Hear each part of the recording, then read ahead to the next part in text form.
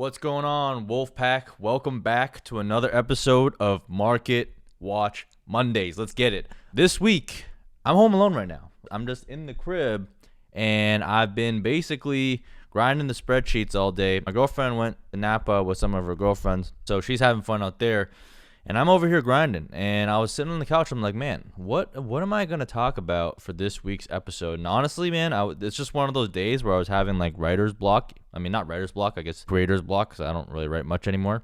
But I was like, I had no idea what I wanted to do. And, so I just went to the old Bird app for some inspiration.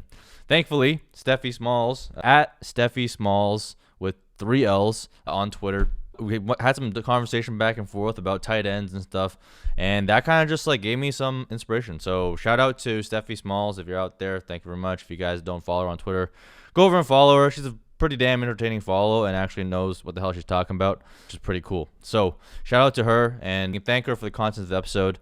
But before I get into the episode itself and the topics I want to cover, just wanted to say thank you to everyone who actually signed up for my Patreon over the past week. It's been crazy. We're up to like 120, 130 people in there. The chat is freaking bumping. It's fire in there. Talking NBA Top Shots, Dynasty, rankings, whatever. So if you guys want to get access to my rankings, that's the only place to get it. Patreon.com/rpack. You'll see it at the bottom of the screen. If you want to support me there, truly thankful. If not, no big deal. Just keep watching our videos and dropping comments. Follow me on Twitter or whatever. Appreciate all of that as well. But if you do want to get in there and just be part of the community that's growing, I'm telling you, man, it's been pretty awesome. It's been super rewarding for me, pretty humbling, and I've just been pretty grateful to all the people that have been joining my Patreon and have been in there supporting me. So thank you to you guys. Thank you to all of you guys watching the video. But before we kick off everything, man, you guys know what time it is. We got to hit that intro.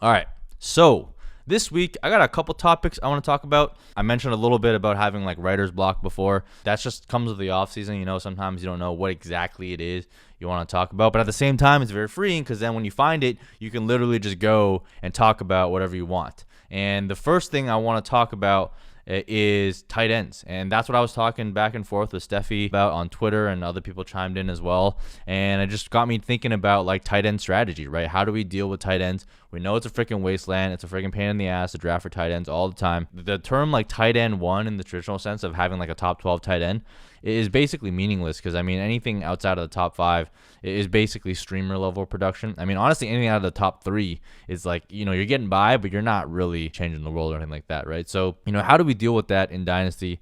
That's what I want to cover today a little bit. And in order to do that, what I had to do was go back and scrape the data and just give an idea, give you guys a sense for, what it really means, what I mean by like the tight end is a wasteland, right? So if we look, I went from 2012 to 2020. I looked at the top 30 scores, but let's just focus on top 12 because I already said top 12 was basically meaningless. If we're looking back through these years, right, the top tight end one on average, and I'm looking at points per game basis on a PPR basis. So if you're not looking at points per game, you're making a giant mistake. And I'll tell you why, because like we don't care that much about how a player scores at the end of the season. What you care about is how much impact they're having on your lineup.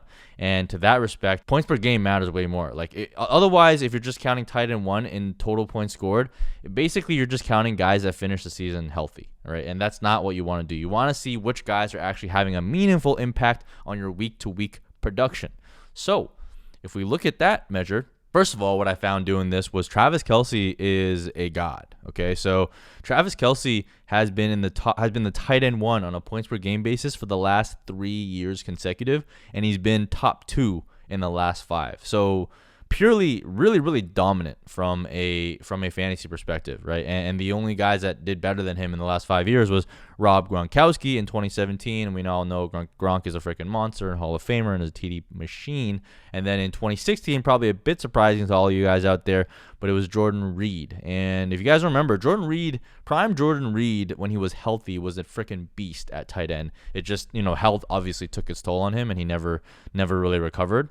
But Also, that year was a complete fucking wasteland for tight ends. Like, Jordan Reed was the only one that scored higher than 14 points per game. Everyone else was below 14, including Travis Kelce. So, I mean, it must have been exciting, man. Like, I think 90% of people in leagues were just sitting there getting like 8 to 12 points per week, which was basically a kicker, to be honest. So, that was a brutal year for tight ends. Gotten a little bit better, but only really at the top. So, if we look back at all these seasons, 2012 to 2020, on average, the top tight end one gave you 17.7 points. Now, that's pretty damn good, because that's basically like a wide receiver one type level production on a points per game basis. So if you had a tight end, the advantage is massive, because while other people are starting kickers and streamers in their tight end slot, you were getting basically a stud wide receiver one in your tight end. So that alone is worth more than having a wide receiver one in a wide receiver spot, because there's so many more wide receiver ones, and the fall off in points scored for wide receiver and tight end is much, much different. So if I go down, the tight end 2 scored 16.1, the tight end 3 scored 14.9, so still pretty good, and then it really falls off. Okay, so this is where it falls off by like 1.3 points. You get to like 13.6 for tight end 4, 13.1 for tight end 5, 12.4 for tight end 6, and then you're getting below 12 points, which is what I'm really going to call the streamer tight end zone. It's not really making much of a difference. You're talking about less than half a point per game difference between tight end 6 to tight end 12. So it's just not really, it's not a zone you want to be in. Personally, I'm someone that likes to go for like a pretty good tight end in Dynasty, not just because of the point scoring differential, but also because it like frees your roster up, so you don't have to carry like a bunch of shitty tight ends that you try and string together a season through. So that type of roster flexibility to me is valuable. Peace of mind is valuable. Also, I'm playing in like 20 something Dynasty leagues. I don't want to really have to worry about like streaming tight ends. So all of that really factors into play. It's not just the production, it's not just the value. I really do consider a lot of that stuff, right? So, but that's like step one. Step one is grabbing one of these like pretty good tight ends. And am I going to pay up like a second round pick for a tight end? Maybe not, but I would do it. I would pay up a second round or a third round for a tight end faster than I'd pay up for a wide receiver, because as I said, the fall off for wide receiver doesn't scale that fast, right? Because from tight end 1 to tight end 12 over the past 10 years is 17.7 points per game to 10 points per game. That is almost 8 points per game in differential, and that is a very, very difficult to make it up, because as I've already said, wide receiver scoring differential is pretty negligible in that like wide receiver, low end wide receiver 1 to like wide receiver, high end wide receiver 3 range, right? You're not going to make it up at wide receiver. Trying to make up point differentials at wide receiver is almost impossible. So you have to make it up for in running backs, and there's only a few stud running backs that can give you like 4 to 5 points per game advantage, or quarterbacks. And in super flex drafts, which is mostly what I play and what we're all about in this channel, it's a pretty scarce asset, right? So if you can get that type of advantage, man, it is a massive, massive advantage. And this is just for PPR. This is not even tight end premium. In tight end premium, the advantage for the top elite tight ends is even greater. And I think one common mistake that I see people make in tight end premium is they value all tight ends more. But that's not the case. That's not what you should be doing. Really, what it does is elevate the elite guys, so the Kelce, Waller, Kittle, and then maybe a couple of the up-and-comers you think are going to hit that tier down the line.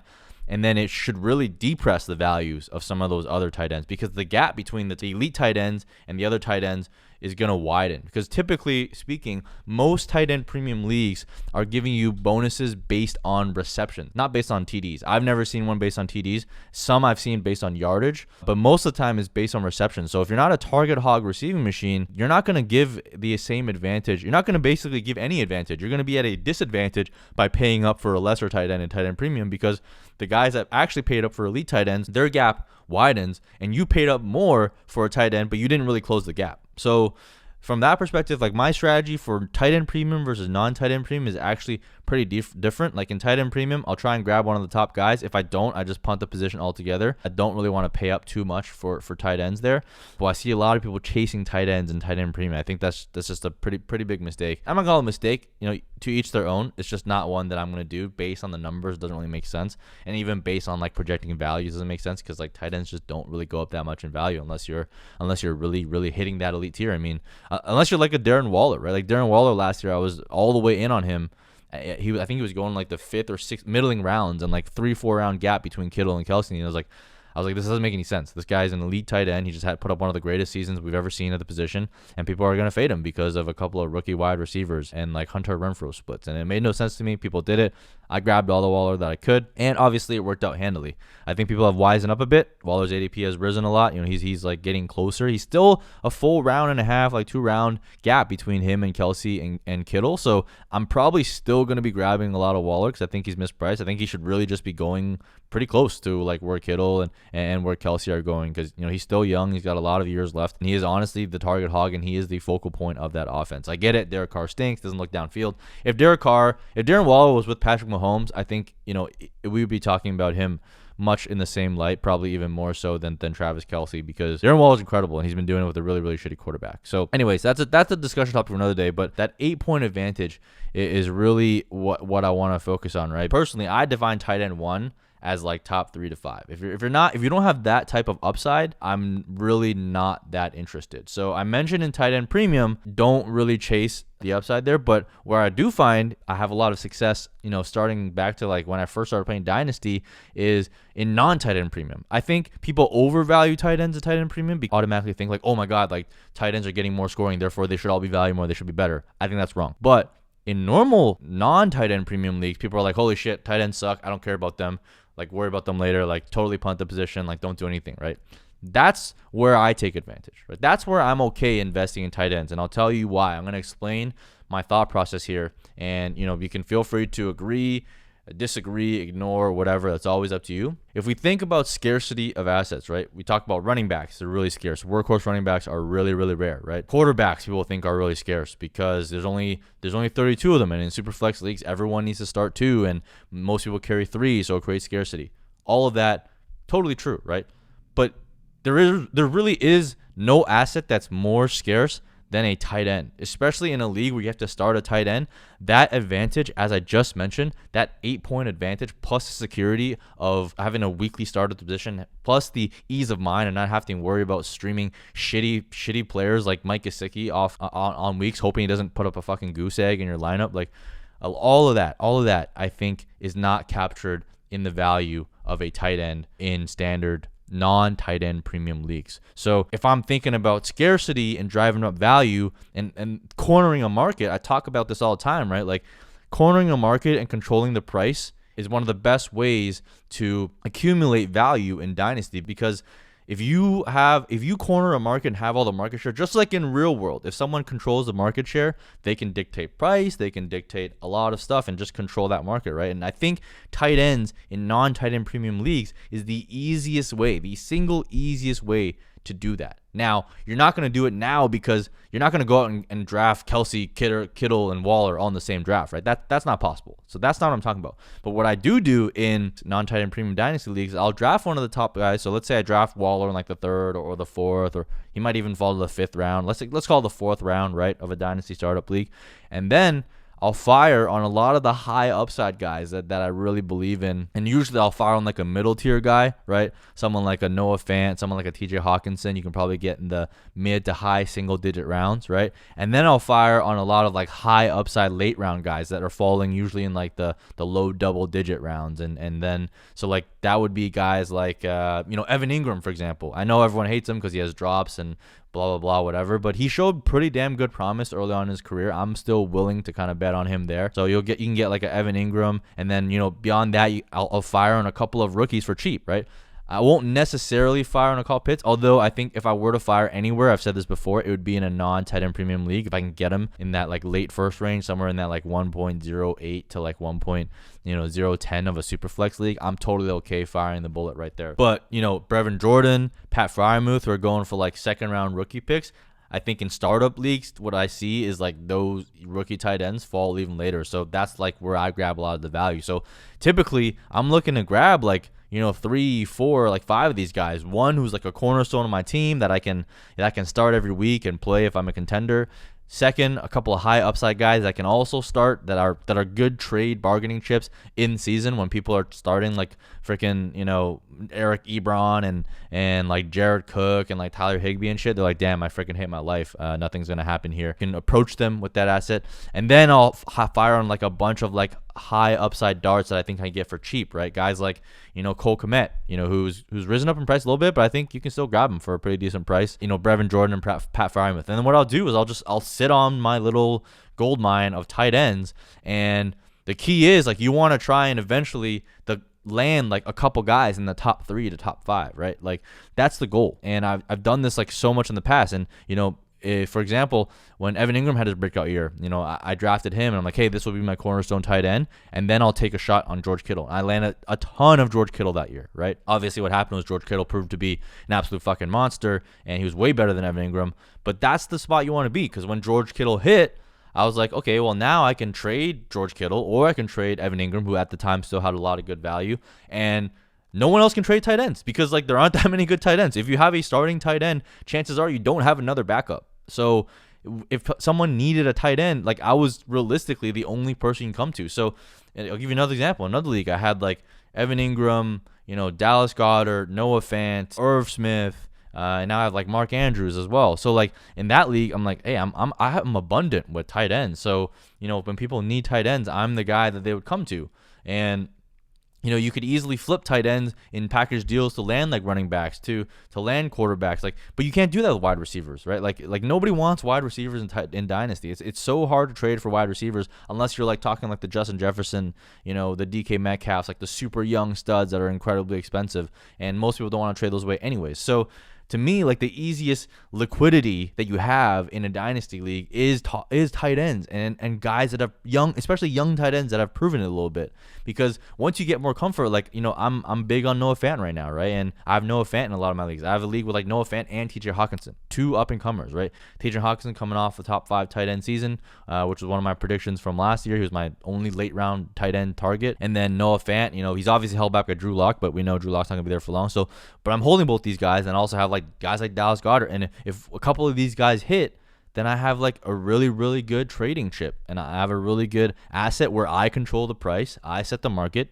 I don't care what ADP says. I don't care what anyone else says, but we're in a micro economy of my league, and I can dictate the price because no one else has anything to offer. So that is like the crux of my tight end strategy when it comes to Dynasty. Is I really think people don't take advantage of enough. And the key is like you got to fade that like middle zone of tight ends, right? Like historically speaking, that middle zone tight ends were all like older guys that like had some production, that showed some promise, but like realistically speaking, they're gonna give you that like 600 to 800 yards and like maybe 6 to 7 touchdowns. So they're like a tight end 1, but like they're not really changing the world or winning you any weeks, right? And value wise, they don't really go anywhere, and usually they go down actually. So you got to fade that zone. I mean, I think people are getting a little bit smarter, because if I look at like BDG ADP from February, like that middle zone is going to be guys like TJ Hawkinson, Noah Fant. But then you have people drafting like Mike Gesicki, like Hunter Henry, Robert Tonyan. I think all these guys have some question marks. But before that zone used to be filled with like Jimmy Grahams and like the old guys and like Greg Olsons and shit like that. People have definitely gotten a lot smarter, but still there's a lot to be exploited within the Dynasty ADP. And you can also stash some really, really cheap guys on the back end, right? So from that perspective, someone that I would consider would be something like Harrison Bryant, right? Austin Hooper, I think, stinks. Like Austin Hooper, look at all the people that drafted Austin Hooper in the middle zone last year, and they 100% hate themselves for it. And I have 0 Austin Hooper shares like anywhere. I never drafted him. I'm like, dude, this guy, it doesn't make sense that he's going to be on this low volume Cleveland pass offense, and we're going to draft him here, and he's just like not that talented at all. I would much rather have Harrison Bryant on my teams than I would Austin Hooper, because I kind of already know what Austin Hooper is. But in the limited action we saw from Harrison Bryant, he was pretty damn good. And 1 year, 2 years, 3 years down the road, like who knows where he'll be. He might be a better passing option once like things open up there. I'm not sure. But the thing is, like, he's super cheap, right? Like Harrison Bryant, you could probably get him for like an early 3rd round pick, because he's going to be that cheap. Early 3rd round rookie pick, that is, sorry. But guys are going to be going after people like, Tyler Higbee, Austin Hooper, Hayden Hurst, like Zach Ertz, like these guys are not at all interesting. I'd much rather fire on like a much younger option that has like some upside, like a Irv Smith, for example. Although given the Kyle Rudolph release, he's probably going to be a bit more expensive, but fire some prices, see what you can do. But typically if you can corner off like 4 to 5 tight ends with like some exposure to each of those tiers, like elite tier, like somewhat proven up-and-comer, really high upside guys, I think that's a great balance, and that's a great way to build that section of your dynasty roster. And that's a great way to like corner a market and basically create your own little infrastructure where you can dictate the price within your leagues. And it's something that I've done for multiple years, and it's something that's worked out really well for me. It's something that I'll continue to do. I'll continue to grab Brevin Jordan or Pat Frymouth, fall into the third round. I'm going to be there to scoop them up. Right, I'm happily scooping them up because I'm betting they go in the second round in tight end premium. I'm still willing to scoop them up there, but the value in the third round is even greater because, like I said, like most of them aren't going to be elite anyways.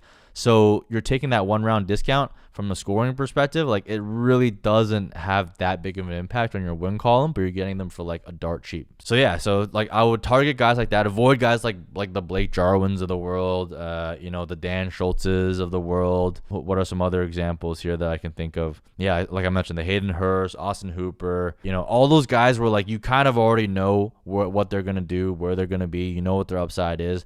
But take a shot on a cheaper, super athletic, high upside guy and see what works out. Because once it does hit, let's say you hit one, or sometimes I've hit like 2 or 3 where for example, I have rosters with like George Kittle, TJ Hawkinson, and Mark Andrews, right? And now I'm like, I control like 60% of the viable tight end starting market. And that is a very, very powerful tool to have. So I encourage you to think about doing that. Take a look at how your leagues value tight ends. Take a look at ADPs and stuff like that to figure out where you can kind of get some of that stuff and fire out some offers for some of those really late round guys like Harrison Bryant, like Adam Troutman, although same thing, he's coming off the hype of, Jared Cook leaving. I'm not really willing to pay like that premium, but if you can get someone cheap, and I think Harrison Bryant is probably one of those best targets, and maybe even someone like a Jonnu Smith, fire a couple of those rounds and just have them sit on the bench, because I think having them is like way, way more profitable, and you have a much easier path to realizing value than sitting on like a wide receiver 7, 8, 9, like wide receiver 6, like Mecole Hardman's and like Van Jefferson's and all the shit like that. Like try and fire out like a Van Jefferson for Harrison Bryant, because Harrison Bryant really didn't do much his first year, right? But I liked him out of college, and he's pretty good as a receiver.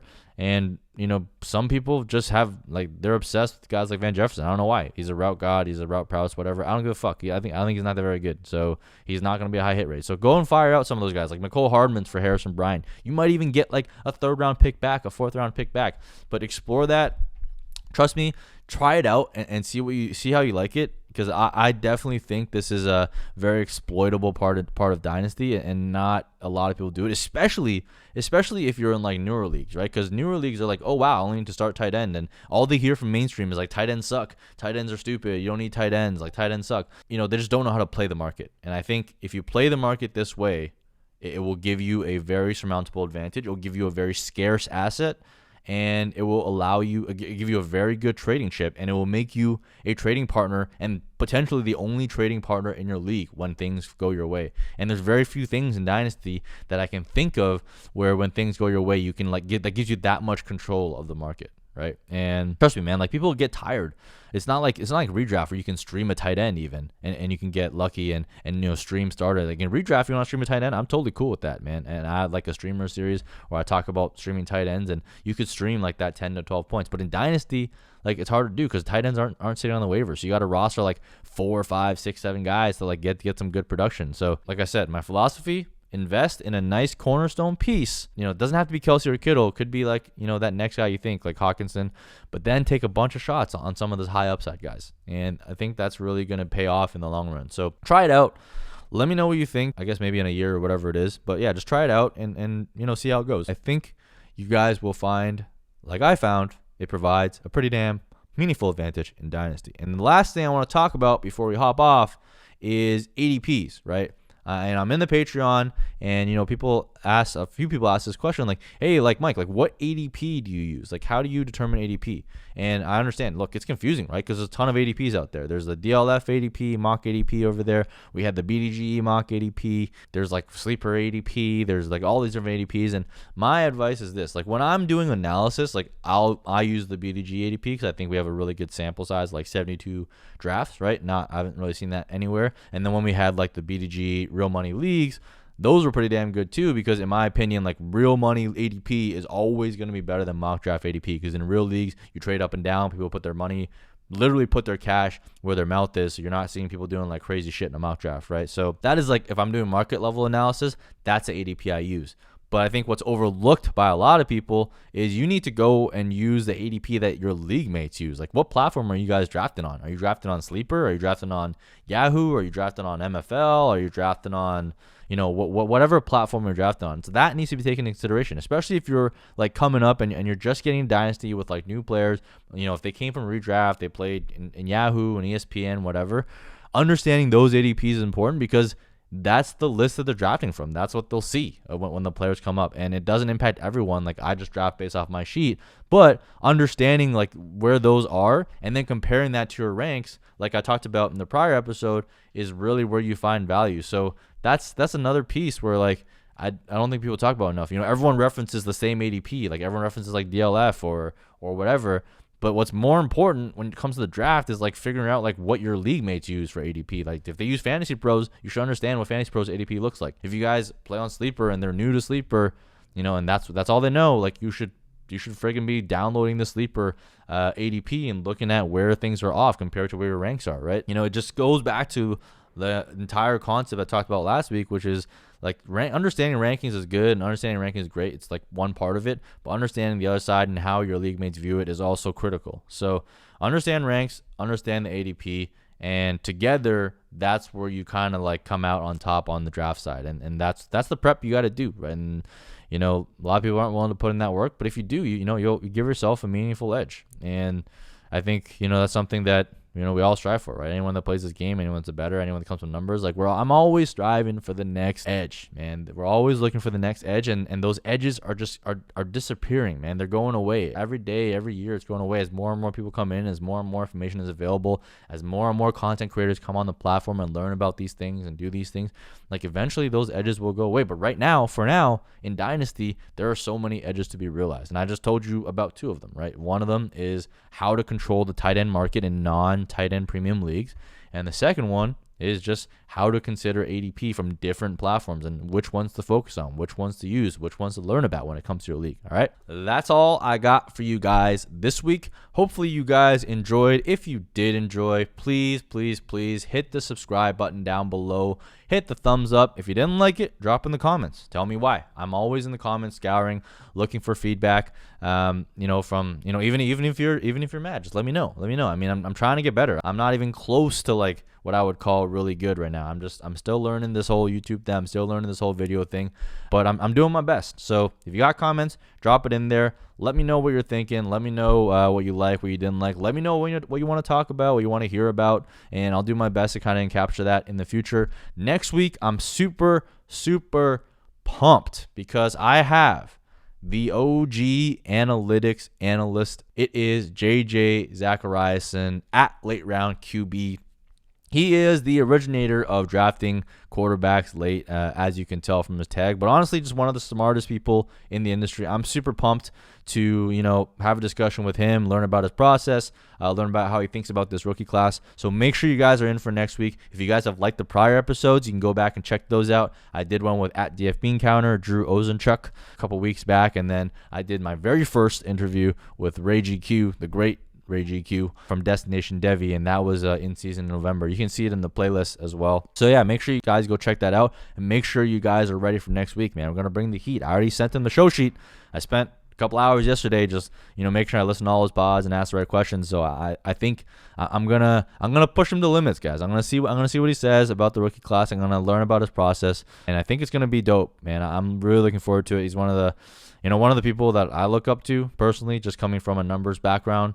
And, one of the podcasts that I've been listening to since I started this thing, and it's been one of the longest running, one of the best podcasts out there. Won some awards at the FSWA, so rightfully deserved by JJ. So yeah, make sure you guys tune in next week for my episode with the interview with JJ. And then lastly, as I mentioned in the beginning, I launched my Patreon last week, the Wolf Pack Patreon, our pack. If you guys want to support me, you can go to the bottom of the screen there, patreon.com.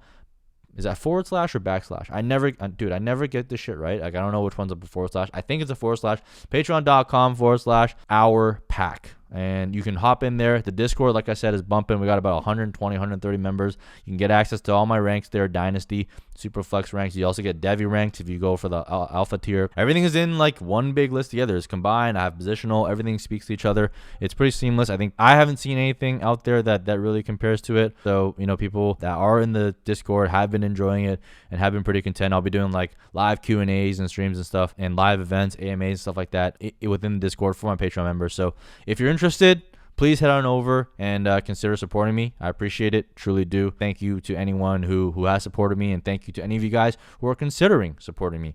And if you are there, I look forward to welcoming you to the pack in the Discord. And until then, I'm going to see you guys next week on another episode of Market Watch Mondays. Thank you. Peace.